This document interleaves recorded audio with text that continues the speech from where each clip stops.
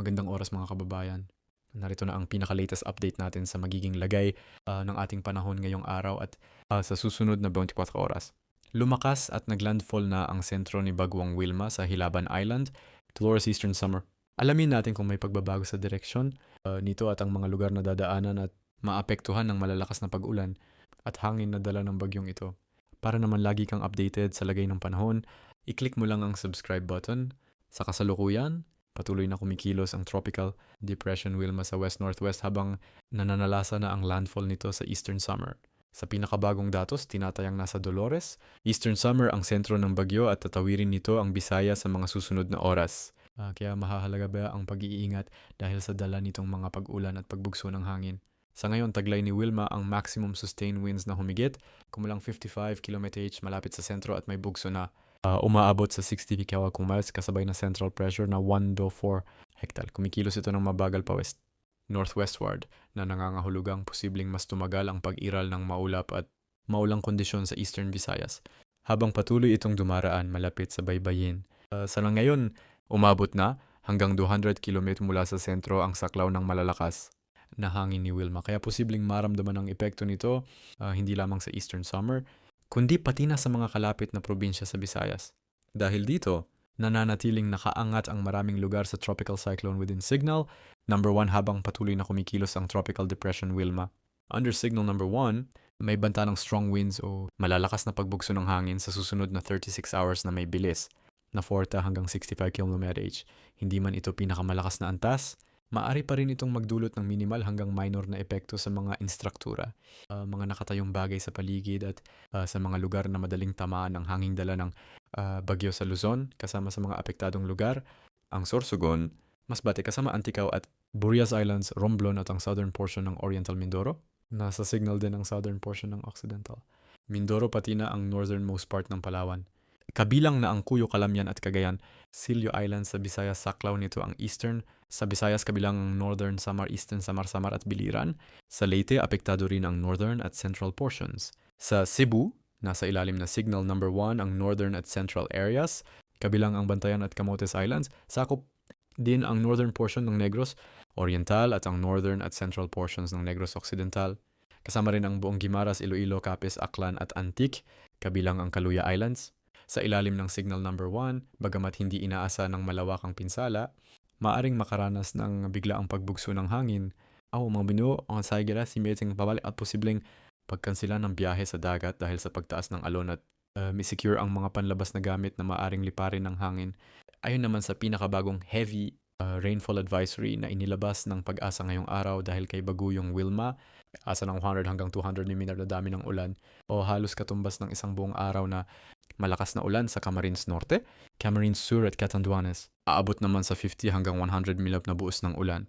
Katumbas naman ito ng malakas hanggang napakalakas na pag-ulan na maaaring magdulot ng biglaang pagbaha, lalo na kung tuloy-tuloy sa mga lugar sa Romblon, Sorsogon, Masbate, Northern Samar, Eastern Sumar, Aklan, Capiz, Iloilo, at sa may Antique. Dahil dito asahan ng madalas na thunderstorms, nadala ng outer rain barns ni Wilma. Kahit hindi direktang tatama ang mata ng bagyo, ang malawak nitong ulap ay may kakayahang magbuhos ng makakapal na ulan. Bukas araw ng Lunes, December 8, asahan ng 50 hanggang 100 mm na ulan sa Cagay, Isabela, Aurora, Quezon. Gayon din sa Oriental Mindoro, Marinduque at sa may Palawan, lalo na sa northern at central sections, na inaasang makakaranas ng tuloy-tuloy ng mga pag-ulan habang dumadaan sa karagatan ng bagyo. Maaari ring lumakas ang pag-ulan dahil sa moisture na hinihila ng bagyo sa paligid nito. Pagsapit naman ng araw ng Martes, December 9, makakaranas ng 100 hanggang 200 mm na buhos ng ulan ang babagsak sa Cagayan at Isabela, habang 50 to 100 mm naman ulan sa Apayao, Kalinga, Mountain Province, Ifugao, Quirino, Atura. Mahalagang tandaan, mas mataas ang posibleng rainfall sa mga bulubunduking lugar. Ito ay dahil tumataas ang hangin kapag humahampas sa kabundukan, kaya mas mabilis nagkakaroon ng condensation at mas marami ang nabubuong ulan. So ito ang tinatawag na orographic effect. Dagdag pa rito, may mga lugar na matagal nang umuulan sa nagdaang mga araw kaya mas basa na ang lupa. Dahil dito, mas madali nang magkaroon ng landslides at flash floods kahit hindi pa umaabot sa extreme ang bagong pag-uulan. Para naman sa lagay at kondisyon ng karagatan, inaasa ng mapanganib na hampas ng alon na aabot sa 5.2 meters sa seaboards ng Milan, Cagayan, Isabela at Aurora, Gayon din sa northern at eastern seaboards ng Polillo Islands, Camarines Norte at Camarines Sur. Sa ganitong kondisyon, napakadelikado ang paglalayag para sa lahat ng uri ng sasakyang pandagat. Maliit man o malaki, kaya kung kayo ay nasa pantalan, manatili muna sa puerto, at kung kayo naman ay kasalukuyang nasa dagat, maghanap agad ng ligtas na silungan at iwasan ng open seas hanggang humupa ang malakas na hangin at alon. Aabot naman sa 4.5 meters na taas ng alon sa eastern seaboards ng Batanes, Babuyan Islands at northern mainland ng Quezon, pati na rin sa northern at eastern seaboards ng Catanduanes. Makakaranas naman ng Arab seas na may taas na 3 hanggang 4 tuwim sa nalalabing seaboards ng Batanes at Babuyan Islands. Gayon din sa seaboards ng Ilocos Norte, up to 3.5 yah naman na lakas ng alon sa eastern seaboards ng Albay, Sorsogon at eastern Samar. Kasama rin ang seaboards ng northern Samar at Kalayaan Islands. Samantala, abot naman sa 3.0 m na pag-alon sa seaboards ng Ilocos Sur at La Union, eastern seaboards ng Dinagat Islands, Siargao at Bucas Grande Islands, gayon din sa Surigao del Sur at Davao Oriental. Ang lakas ng hangin mula sa Bagyo at Sheine, pati na rin ang hanging amihan ang pangunahing dahilan ng malalaking alon sa mga nabanggit nating lugar. Ang bawat pagtaas ng alon ay posibleng mas mataas kung may umiiral na thunderstorms.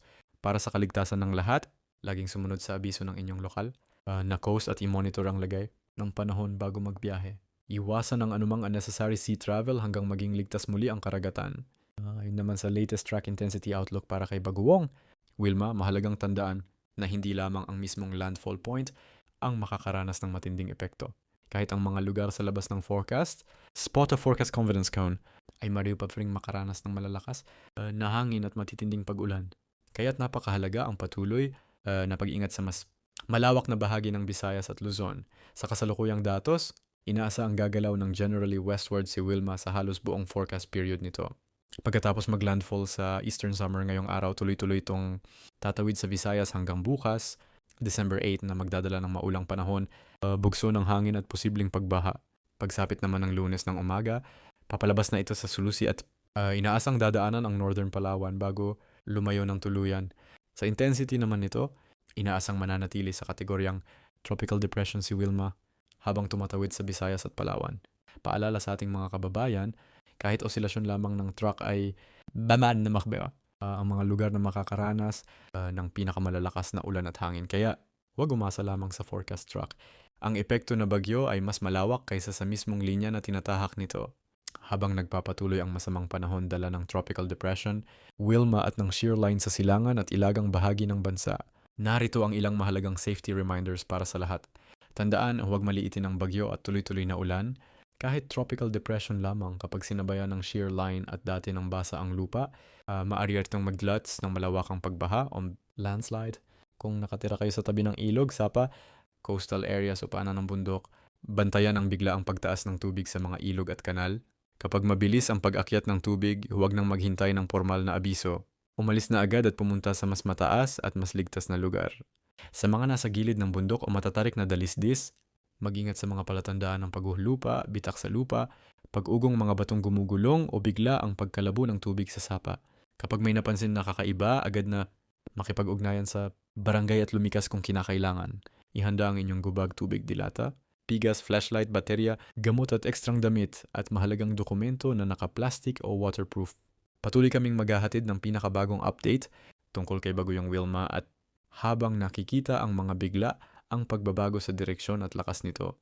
Maraming salamat sa patuloy na suporta mga kababayan at huwag kalimutang mag-ingat ngayon na nakakaranas tayo ng malalakas na pag-ulan.